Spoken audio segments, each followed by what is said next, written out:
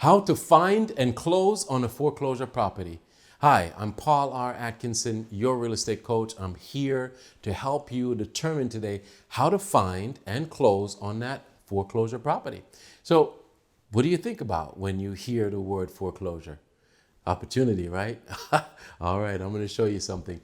The first thing we want to do is let's define foreclosure. So you can hear the term pre-foreclosure and then foreclosure. So let's begin with pre-foreclosure. What is a pre-foreclosure? A pre-foreclosure is a property or properties that are in delinquent on the mortgages and they are headed towards foreclosure. They're delinquent on either the mortgages or maybe some issues with liens filed against the property and someone wants to get paid on that or secure their investment.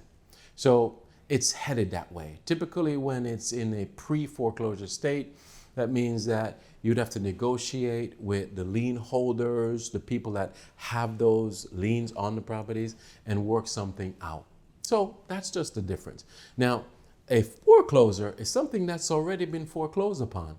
The bank has it, and it actually is in a state that's called a REO when the bank has it, and that's real estate owned. REO means real estate owned. When it's in this state, you are typically dealing with a listing broker.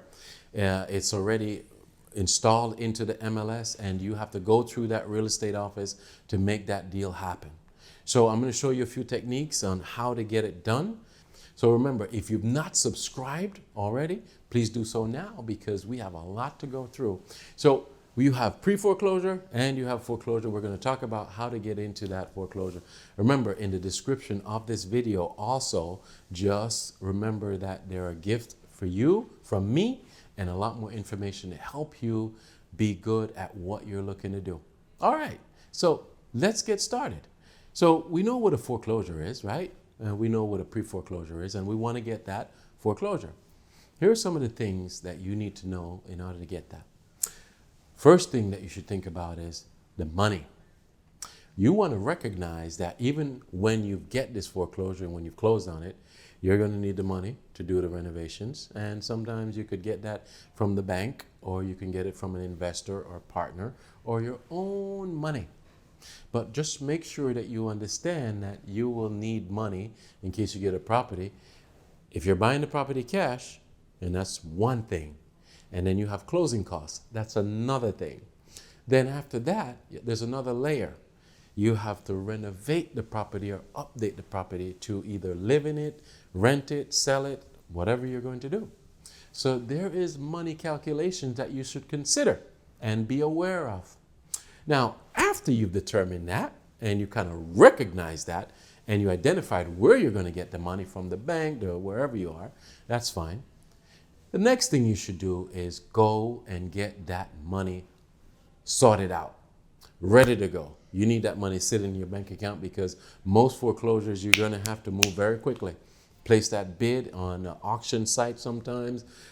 Place that bid in a way that you have to respond very quickly and close very quickly.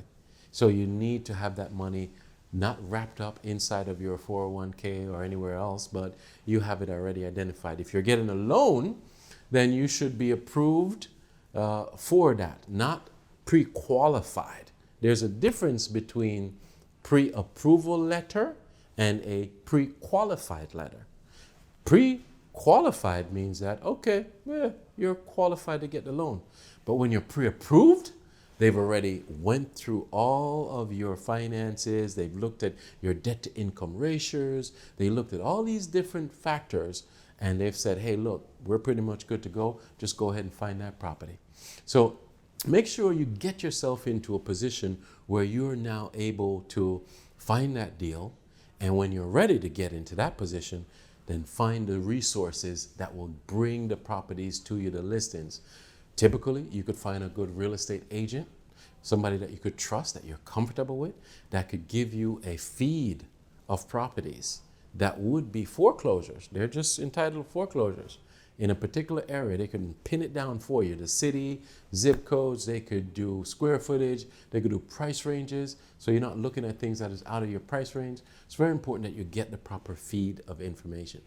Now, once you start to get this feed in, then you need to start looking through the properties and assessing the properties. You want to kind of look to make sure that what does the picture look like? What are the comments? Do a little assessment from your desk. And also, if it makes sense from the desk, meaning that you're not reading the description, it says, need new roof. Do you have the money for that? Because if you do, that's fine. But if you don't, if it's not in your budget, then don't go. It's a waste of time, right? So do a little desk assessment. Now, once you've determined that you have the ability to move forward on something, then you want to go and drive by it and take a quick look and get ready to get in there with a realtor to see it, or schedule a block of time to see multiple properties that are foreclosures. That's also a great technique where you'll go out with your realtor for 2-3 hours and you'll set up 5-6 different properties that you look at. Check to see what you need to do. Do you need to add a roof on this? Do you need to do bathrooms? Do you need to paint? Do you need plumbing? You know, you could kind of gauge what's apparent to the eye. Behind the walls, you can't really tell, but when you do an inspection, you'll have that. Now, be aware, most of the time these foreclosures is as is. So you really need to have a team of people that is there to help you assess the properties.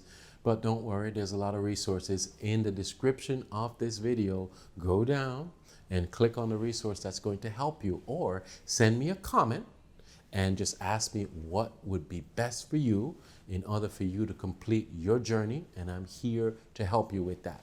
So you've now gotten all the tools that you need to get yourself going on closing on a foreclosure. Number one, what do you need to do? Make sure you understand what a foreclosure is and a pre-foreclosure. Then you also need to start working with someone that can help you to get financing or identify the money. Where is your money coming from and how do you have it positioned?